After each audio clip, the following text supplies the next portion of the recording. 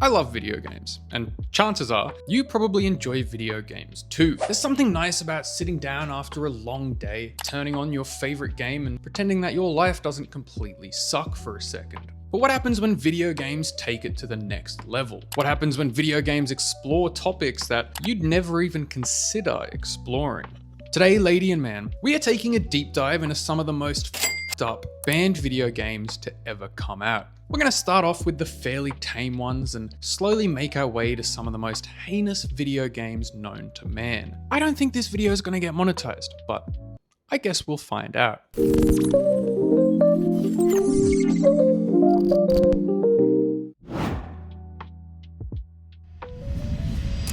Laden Verse USA wasn't just a video game, but a handheld video game console. Now, obviously, Laden Verse USA was always going to be a pretty controversial game. I mean, the name alone is pretty full on. But it wasn't just the name that pissed people off. It was the actual console design. I'm going to show you, and I want you guys to see if you can guess what's wrong with it.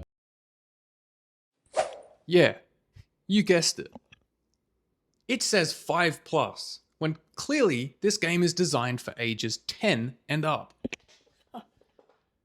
Fools. Laden Verse USA released in two models, one with white buttons and one with yellow buttons. I'm not sure why, but I guess not every kid wanted their 9/11 simulator to look stupid with yellow buttons. So obviously, the biggest and most glaring issue was the fact that it featured packaging that includes images of the 9/11 wreckage, as well as pictures of George W. Bush and Osama bin Laden. Despite its f***ed up title and imagery, the gameplay is actually just a bootleg copy of Casio's 1983 game Submarine Battle. Players control a submarine that travels across the bottom of the screen, shooting at fighter jets flying overhead. The game actually had nothing to do with 9/11, just the packaging.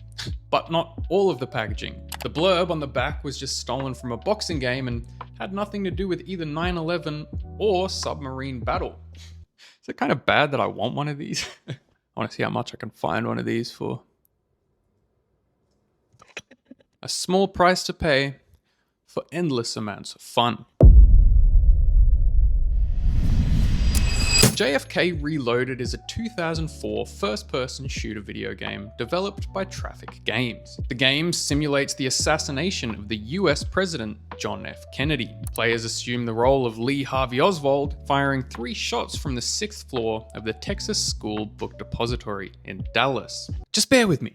It gets worse. Points are then awarded based on how closely the actions match the commission's findings. Deviations from this sequence, such as shooting bystanders, results in the loss of points.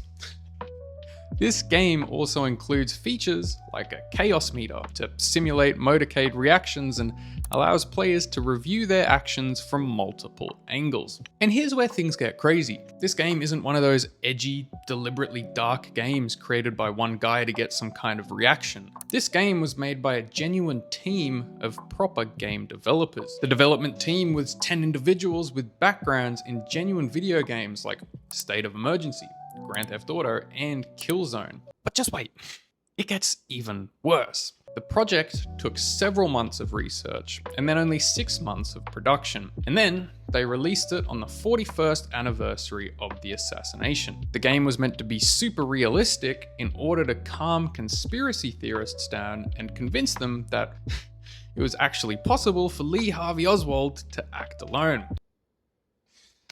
Holy fuck. And then to promote the game, they actually held a fucking competition and offered a cash prize to players who could most accurately replicate the assassination. And the highest score achieved being 782 out of 1,000. But despite the controversy, some commentators actually noted the game's technical achievements in simulating bullet physics.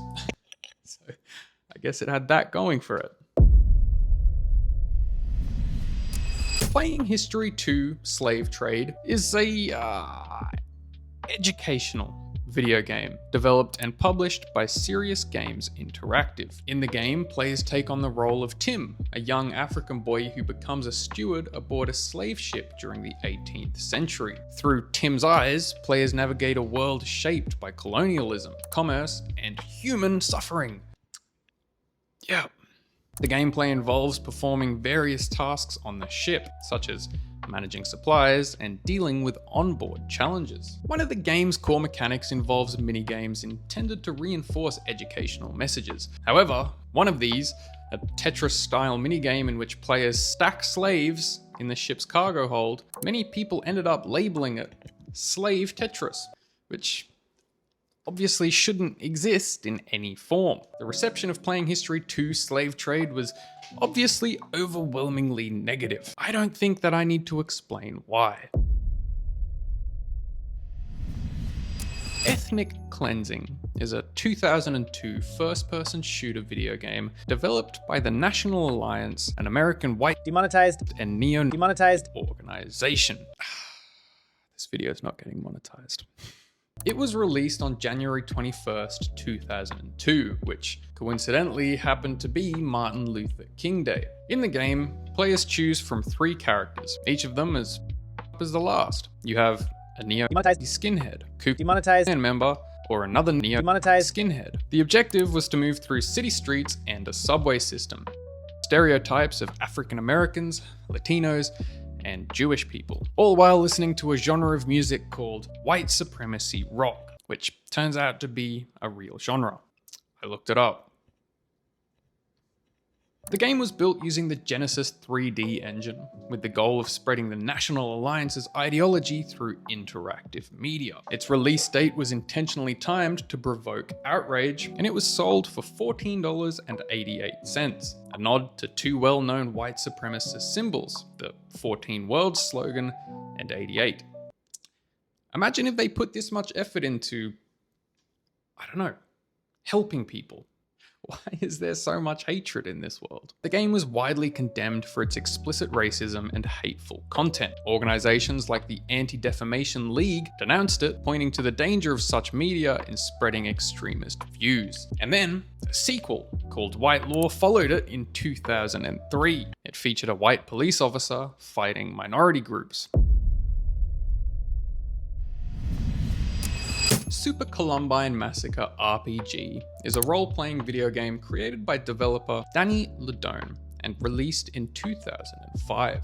Built using RPG Maker 2000, the game reenacts the tragic events of the 1999 Columbine High School massacre. In the game, players assume the roles of Harris and Klebold, following them from the morning of the attack through the shootings, their unaliving, and in a kind of weird fictional twist, their descent into hell. The backlash was immediate and intense. Many critics, including parents of the victims and members of the press, denounced the game as deeply offensive. It was criticized for turning horrific real-world events into a game and for allowing players to act out the roles of the.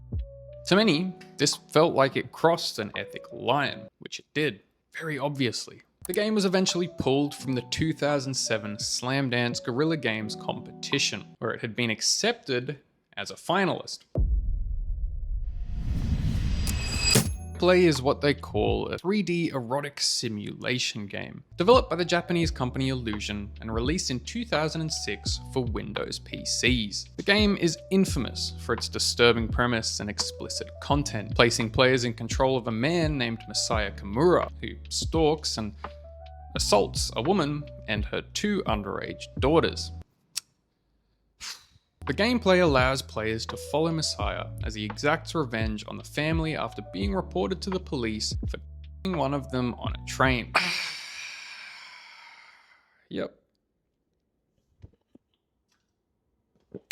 When it was first released, play received very little attention outside of Japan, where it was distributed primarily through niche underground adult game markets. However, people discovered the game in 2009 when it was discovered for sale on Amazon. The discovery instantly sparked a wave of outrage from human rights groups, government officials, and the public. The global advocacy group Equality Now launched a campaign urging the Japanese government to take action against games depicting violence. Controversy surrounding play sparked widespread debate on the boundaries of creative expression. Some people actually defended the game and argued that, despite its content, it should be protected under the principle of free expression. You can imagine what kind of people they are. is now widely recognized as one of the most controversial video games ever made. Surely, history wouldn't repeat itself, right? Surely no one else would try to release a game about, right? Right, guys? So, if you've been listening to video game news recently, you would have seen some stories about the hot new controversial game, No Mercy. No Mercy appeared on Steam very briefly, and I mean very, very briefly, before being removed due to I don't know. Try and guess. The game placed players in the role of a man seeking revenge through graphic and disturbing acts of sexual violence. Among its most shocking elements, the game depicted the protagonist abusing women, including his own mother. The promotional materials emphasized the game's misogynistic tone, describing the main character as a man who is the worst nightmare of women and who never takes no for an answer. What? The release of No Mercy obviously sparked some pretty severe and widespread anger. But again, people tried to defend the game. How do you defend something like this, man? Like, this is a genuine question. Someone tell me what there is to defend here. In response to the growing backlash, Steam began quietly removing No Mercy from its platform, starting with the UK and then expanding the ban to other countries including Australia and Canada. It's still available in other countries. Like, share, comment, subscribe.